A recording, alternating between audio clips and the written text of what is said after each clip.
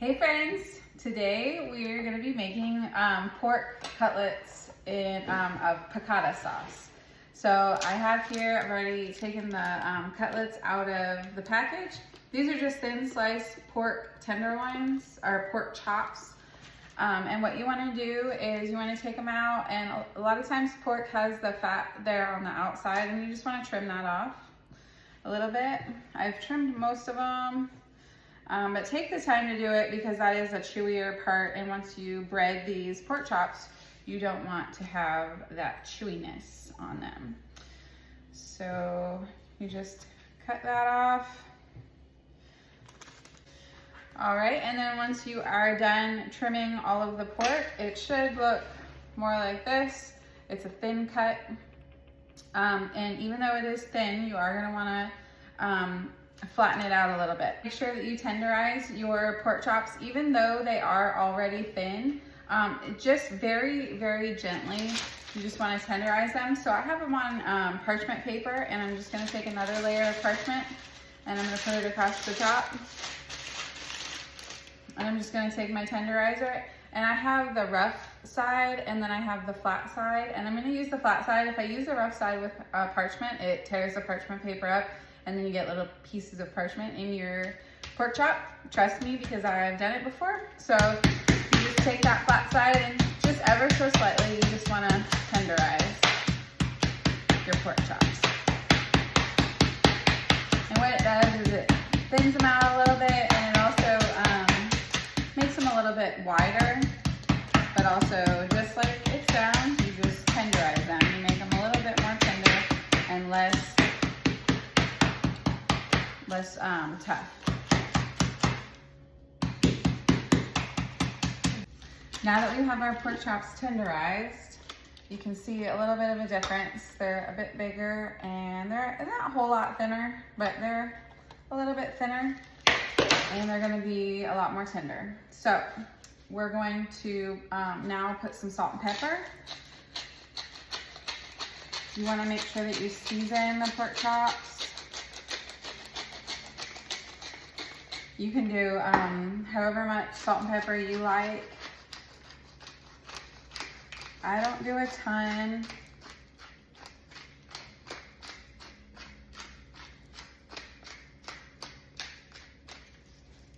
And you want to flip them all over, and you want to do the same thing to the other side.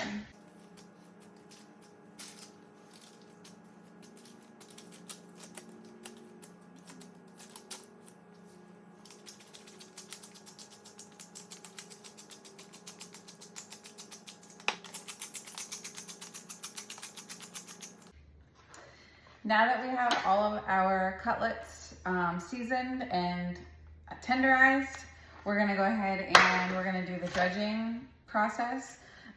So anytime you make cutlets, they're gonna be dredged. Whether it's regular flour, egg and egg wash, buttermilk, there's a lot of different ways that you can dredge. But for these pork cutlets, we're using almond flour and egg. So I beat up 2 eggs. I'm gonna have another one close to me in case I need it. Sometimes the egg tends to go fast. So what I did is I patted my cutlets dry before I started trimming them and then tenderizing them. So now they're relatively dry, which will help the breading stay on a little bit more. So the first thing that you wanna do is you wanna dredge in the almond flour, and you just put it in, push it down with your fingers a little bit, and then shake it off. And then you want to put it in your egg. And once you have it in your egg, you want to take a fork and you just want to lift it and flip it. And then you just want to lift it and kind of shake all the excess egg off of it.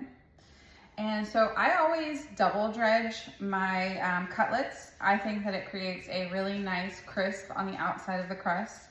So that's why I started in the almond flour. Sometimes if you just single dredge, you'll want to start it in the egg just to get a base, and then you do the flour second, and then you're done. So like I said, I like to double dredge. It's just kind of my signature. I think it just creates a little bit nicer crunch. So we're gonna do that to all of these cutlets.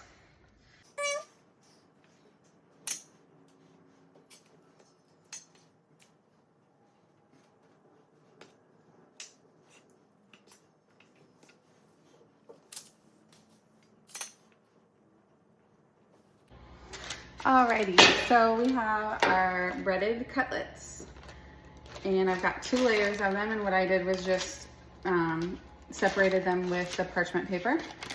So the next thing that we're gonna do is we put 2 tablespoons of olive oil in our pan and 2 tablespoons of butter. And we're gonna let that melt and heat up. All right, the pan looks nice and hot. So we're gonna go ahead and add our cutlets to the pan.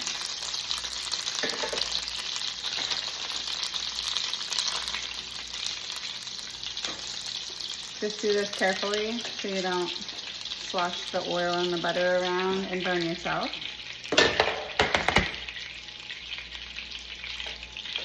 And you don't want to overcrowd the pan, so I usually do about 4 at a time, depending on the size of the cutlet.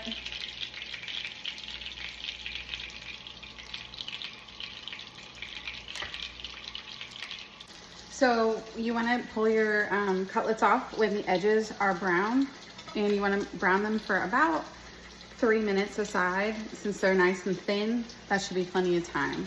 And they want to be like a nice crispy golden brown.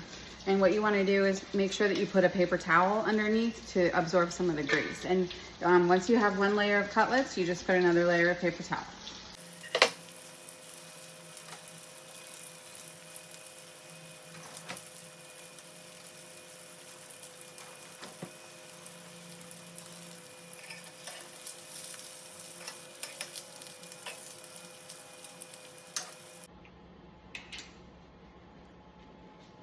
Alrighty, so once you have all of your cutlets finished, you're gonna have a pan that kind of looks like this. And that's actually good. That's gonna help with flavor in your sauce. So you're gonna take the same pan, you're gonna turn it on like a medium-low. Take your 1 cup of white wine and deglaze your pan. So that just gets all the black and brown bits off your pan. And you want to let that cook for a little bit to cook off the oil.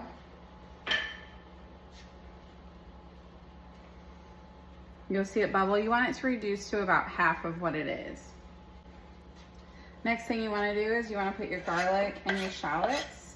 So I have about 4 garlic cloves and I have 1 shallot diced up. You just want to put that in the white wine to cook it a little bit.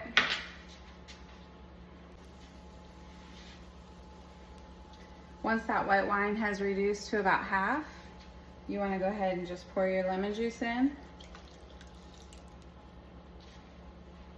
And then you want to add your capers. So these are the capers that I'm using. They're a little bit larger. We have a really good place in town called Bella Gusto. They have olive oil, vinegars, and all kinds of Italian treats. So I get my capers from there because I think they're delicious when they're big. My family does not love capers, so I'm not putting a ton in there, and they probably won't eat them. So I'm gonna try and serve them without the capers, but the capers add such a nice flavor. It's kind of a salty flavor. We're just gonna keep letting that reduce a little bit, and then I'm gonna add my pork chops back in to the sauce. So now we're adding our pork chops right back into that piccata sauce. And what I'm gonna do, I'm gonna take a spoon. I'm gonna tilt my pan and spoon over the sauce. And this will give the pork chops, a really nice flavor. And you can see that those capers are going right on top of those pork chops. And there's some shallots and garlic that are going on there as well. And this is just gonna give our pork chops a really nice flavor.